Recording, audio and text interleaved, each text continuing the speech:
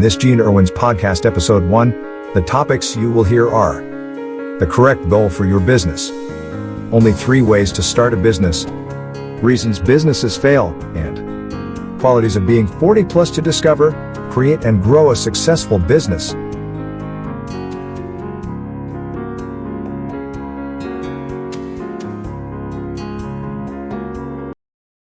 My name is Roger Stone. I'm here to introduce to you the genius behind the breakthrough idea that anyone over 40 plus can succeed in starting a new business. These focused and extremely skilled men and women have experiences and resources which are not available to the 20-somethings, those who haven't yet been battle-tested, and now ready to prove they have the talent, drive, and fortitude, and who want just a little more direction and coaching in their growth trajectory. And it is my distinct honor to introduce to you someone who has been through the challenges of creating businesses through his 40s, 50s, and 60s. He is your advocate in finding, creating, and developing your own business. He has created over $250 million for others, financially evaluated over 3,000 small businesses for acquisition, and assisted 3 companies to go public through the IPO process. He is Gene Irwin, a real engineer with chemical engineering, mechanical engineering, and even nuclear engineering credentials. And he knows how to help you succeed in business. He recently created the 3D business launch model, which helps people throughout the world with unique strategies which propel them to success, through his detailed courses, online video library, and what is very unusual in this industry, direct mentoring and coaching at a very high level. Gene is now turning his attention to rapid prototype deployment of cutting-edge technologies and real-world product and service deliverables, beginning with the directed podcast series available on many platforms. My friend, as you are listening to this, here is a man who will give you concepts that are sound, and support that is real. I'm truly excited to introduce him to you. Please meet Gene Irwin. Thanks, Roger. Hello, this is Gene Irwin, founder of the 3D Business Launch Model. It is my pleasure to introduce you to our newest client product line, the 3D BLM Podcast, which is about creating a successful company at any age by discovering, creating, and expanding to support your personal goals. This is the premiere of my podcast, How at 40 Plus You Can Succeed in Starting a New Business. I truly realize the implications of that statement, but in this inaugural edition of our podcast, I'm going to juxtaposition that against my first blog post, which is entitled, Why Starting a Business is the Wrong Goal. I wrote that blog in June of 2022 and realized the contrary position made in that statement, but my methods will be obvious with a few examples. When you and I hear someone say, I'm starting a new business, we should immediately question the reasoning, motive, or analysis. Why? Because it's the wrong goal. Let me explain. How many times have you heard someone say he or she is the first person from our family to go to college, or I'm going to college? Yep, it's like that. They think their goal is to go to college. Let's briefly look at the success rate of doing that, because both you and I can think of several people who went to college and failed. Oh, I don't mean they failed in their courses and got bad grades, although some do, but they failed to set the proper goal, and in so doing, set themselves up to fail. Well, what is the proper goal? Simple. Go to college and graduate. There it is, the correct goal for all college-bound people. Statistics from the National Student Clearinghouse reports attached to this podcast show yearly success and progress rates for individuals who began college in the fall of 2011 as full-time, degree-seeking students. It shows the highest level of academic progress made by students at the end of subsequent academic years, and by the end of year 4, only 42.1% completed a post-secondary credential, meaning they graduated, while 23.5% were no longer enrolled. By the end of year 6, 63% had graduated, while 27% left college without earning a credential. The result? At the end of a 4-year effort, nearly 58% failed to graduate. And for those of you who wanted to go to college while working part-time, the numbers are nothing short of catastrophic. Part-time students in the 4 years have a failure rate of over 80%. More statistics show yearly success and progress rates for individuals who began college in fall of 2011 as part-time degree-seeking students. By the end of year 4, 19.4% had graduated, while 46% were no longer enrolled. By the end of year 6, 31% had graduated, while 52.4% had left college completely without earning a credential. Well, so what, Gene? That's not talking about being business. What does that have to do with my starting a new business? My response? Everything. Let me prove it to you. Multiple sources have given similar statistics about people who want to start their own business. Again, it's the wrong goal, but we'll get to that in just a few minutes.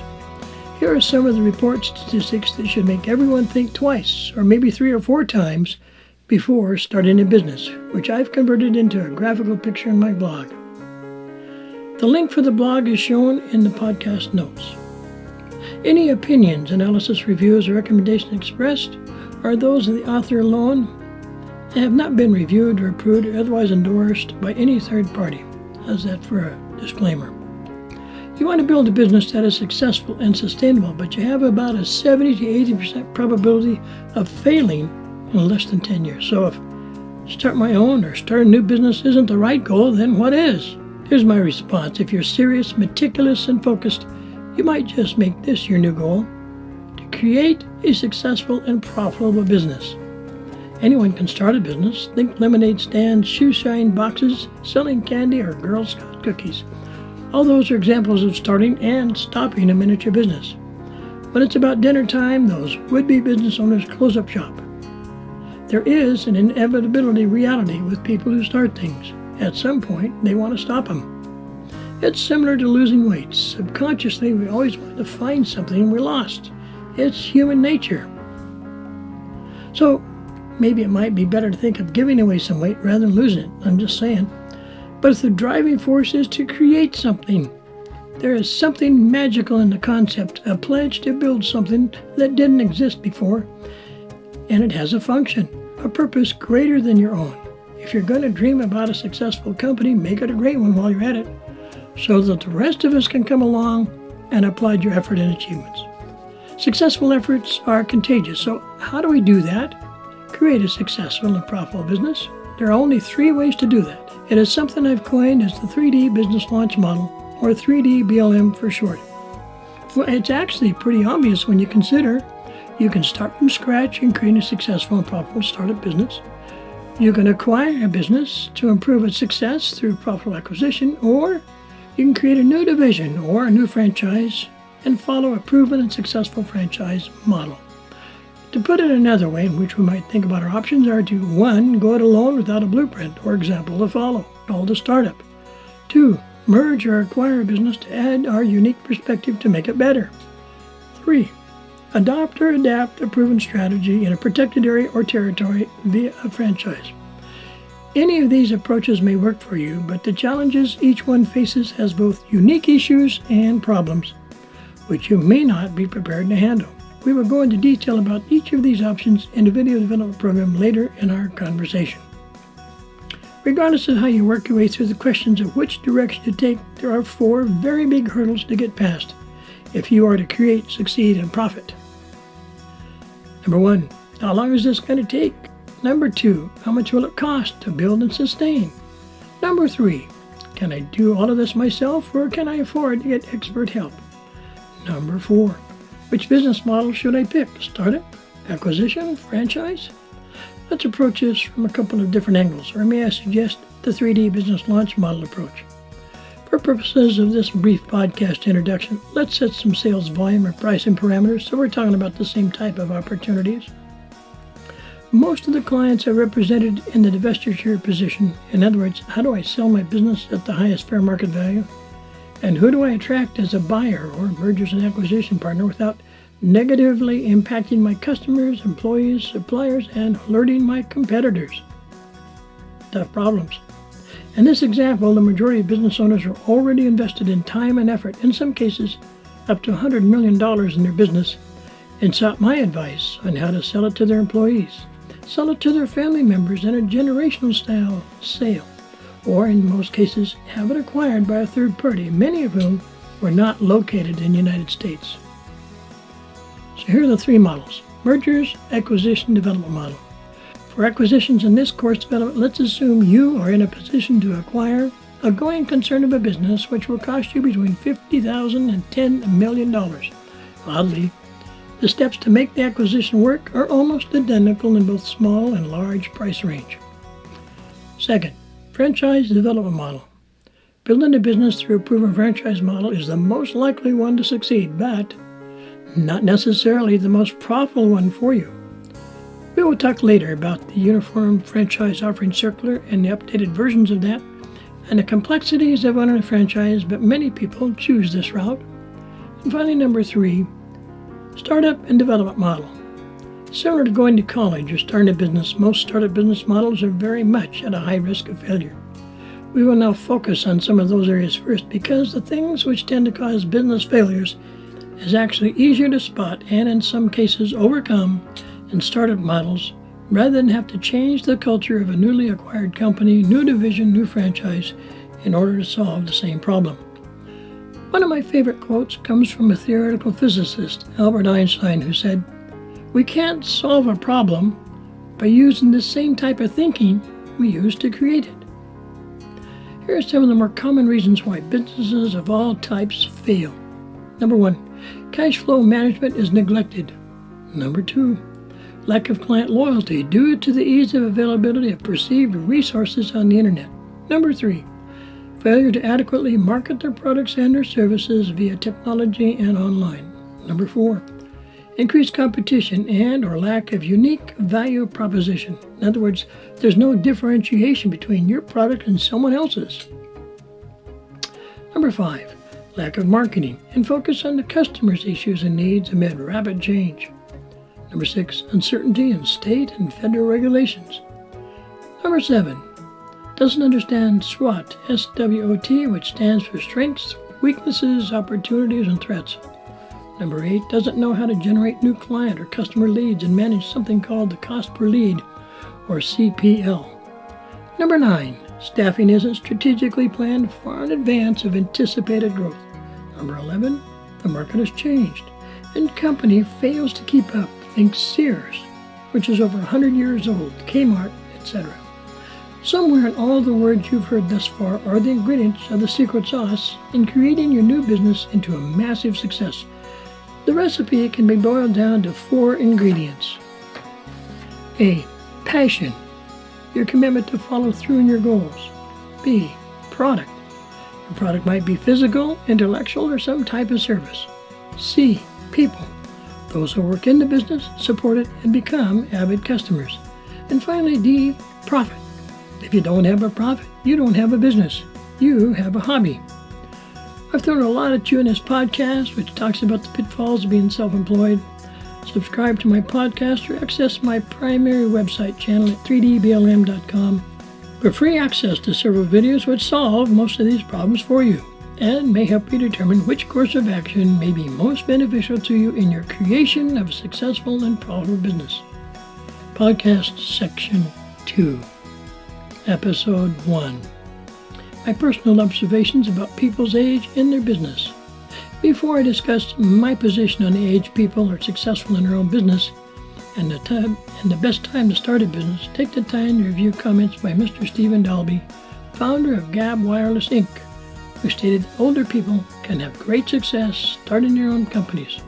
He goes into detail about why people that are 40 years old in this example is a great time to start your business. Take a look at the references down below. During my career, I happened to be a consultant for companies who wanted to acquire small businesses in every field imaginable. There were certain caveats and patterns which appeared that quickly formulated my short list of businesses I would quickly disqualify from further contention. The vast majority of business owners I interviewed and evaluated held somewhat unrealistic views of their fair market value, or what their business was worth to a potential investor or owner-operator. Here's the short list of characteristics or concerns which were required to be resolved before I considered to represent a particular business and its owner or owners for acquisition. I'll give you a brief review of my credentials at the end of this podcast. The owners had to agree up front. They want to sell or merge their business. Number 2, no owners under age 35 were considered due to lack of actual operating experience. Number 3, owners desperate to sell because of lack of cash flow or health reasons were disqualified immediately. Number 4, extremely rare type of business products or low revenue below $1 million, seldom accepted. Number 5, market collapse or notice of going out of business were not considered. Number 6, discovery of litigation issues, patent issues, supplier or contractor issues were disqualified. Number 7, during the interview, discovery of hidden facts and issues detrimental to potential buyers. Number 8, expected loss of key personnel during the transition period. Number 9, owners who were uncooperative during the interview and 3+ hour analysis. Number 10, products or services which lack potential for a myriad of reasons, including access. Number 11, legal state and federal challenges which rendered the business inoperable. And number 12, usually the business had to be in continuous operation for at least 5 years. After reviewing literally hundreds of potential client businesses, I wrote a book about the process known as the mergers and acquisitions, The Secret of Exiting Your Business. Look it up. It's still available in select markets today. It includes not only my analysis and reviews, but those of several capable experts in this particular field. The key to the transition is to understand 2 critical components. Selling or buying a business is a process, not an event. And number 2, the buyer of the business is usually not buying the business for the reasons the seller is selling the business. Seems a bit controversial. Those 2 critical concepts have played out hundreds of times. Why would a buyer of a business not want to buy it for what is on the surface or shown from the seller's point of view or POV? Perhaps the following explanation will answer this issue. How many times have you noticed a business get sold only to discover that the buildings and support equipment were completely removed, with a new building and a new business put in its place? Sometimes that's due to competition. Sometimes that's due to proximity to transportation, or sometimes that is due to external factors. Many years ago, I was an external consultant for the McDonald's franchise holders in the states of Washington and Idaho. It was unusual to have an outsider make recommendations to both the corporate store and 5 franchisee locations in eastern Washington. Why was I there? I just resigned as a nuclear scientist at the Hanford Nuclear Works in the Tri-Cities. I developed criteria for peaceful power generation and was just starting my original consulting business. The business growth with my initial client was for 3 stores located in 3 different cities, but dealt with management of each of those stores. My role was to accelerate their managerial experience, production, and profit margin. Within 6 weeks, my franchisee was so pleased with the progress, he introduced me to present to 4 other franchisees and 1 corporate store owner at a meeting in Idaho. The result? In less than 8 weeks later, those 6 stores were among the top 20 stores out of more than 2,800 stores nationwide. They certainly liked the counsel I provided. As of 2023, there are more than 40,000 such stores worldwide. That's incredible. As successful McDonald's was in placing its stores, there was 1 store that failed at that time. Why? The freeway, which was adjacent to McDonald's in a particular location, was relocated a few miles away, and that store failed. It was closed down immediately and was rebuilt again, you guessed it, right next to the major intersection of the new freeway location. It's true, location may be everything in retail. Here we are at the crossroads of this podcast of why we believe how 40+ you can succeed starting a new business. Do you remember that I investigated more than 3,000 small businesses to prepare them for acquisition and or merger with another company or investors? None of the sellers, and certainly none of the buyers, were under 40 that I'm aware of. What does that tell you? It should tell you that those people who are 40+ have certain qualities, skills, and attributes which younger people don't have. Here are some of the reasons that people over 40 should begin developing their own business. Number 1, they have at least 20 years experience in working for others and see areas for growth. Number 2, most of them will have substantial managerial experiences, contacts, and access to resources. Case in point, when I was 35, I had already managed more than $50 million in construction development. When I was 38, I was already created more than $30 million for other businesses. Number 5, when the time was I was 40, I had created 3 companies to go public.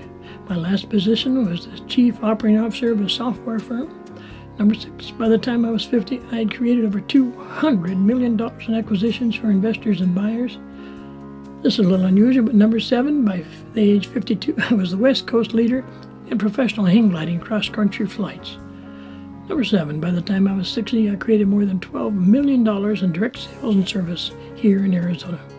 People over 40 plus have amazing experiences in both management and development. People over 40 plus are creators, publishers, and advisors. And finally, why wouldn't you want to hire or work for such talented men and women with these kind of credentials? Perhaps the real question becomes, why at 40 plus should you want to start a business? Here are my primary reasons. Number 1, create additional source of constant income. Number 2, improve your quality of life. Number 3, have your business work for you rather than you work for a business. Number 4, enjoy what you do. Number 5, there are many tax benefits to having your own business. Number 6, develop a financial platform of stability and expansion. Number 7, teach others to become successful in their roles in support of your business. Number 8, take advantage of modern use of technology, digitize content, web delivery of instructions. Number 9, determine what your core product, service, or digital media is as the basis for your business.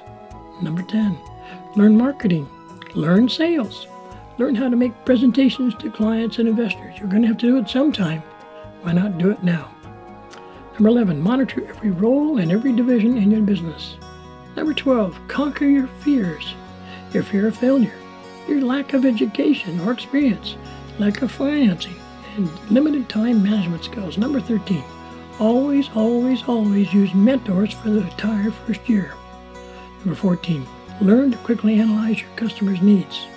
15, always be willing to seek and ask for help.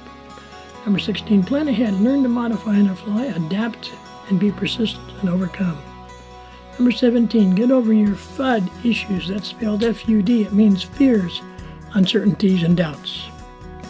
Number 18, risk and uncertainty are very normal for new business owners. Number 19, visualize what your business looks like in 30, 90, and 100 days out. Number 20, accept the fact that a lot of things want your attention. Focus on what matters most. Number 21, research your market, its ups, its downs, as well as growth factors now and in the future.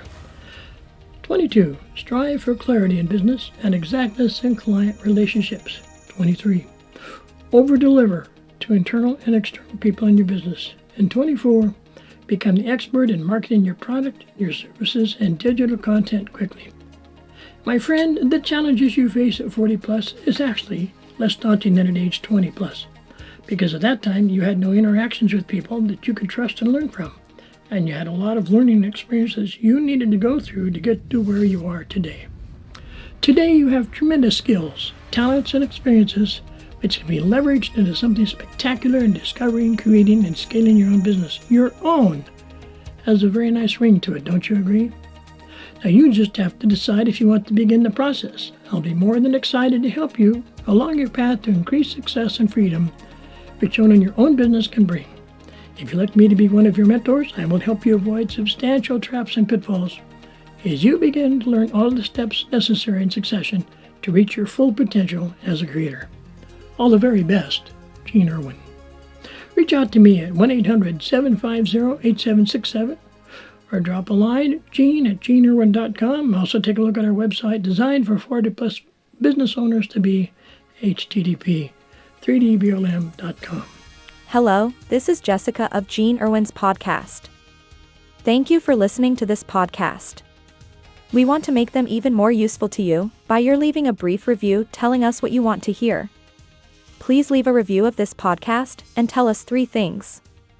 1. What did you like? 2. What you didn't like? 3. What would you like to hear more about? Thanks for taking the time to give us your review. This is Jessica, the Communications Director for 3dblm.com.